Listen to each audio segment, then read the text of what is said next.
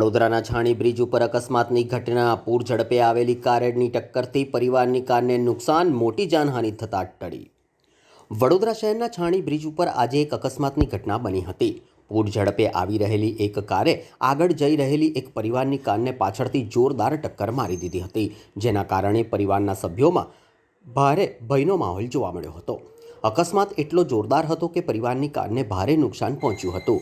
જો કે સદનસીબે કારમાં સવાર પરિવારના તમામ સભ્યો સુરક્ષિત રહ્યા હતા અને કોઈપણ વ્યક્તિને ઈજા પહોંચી નહોતી।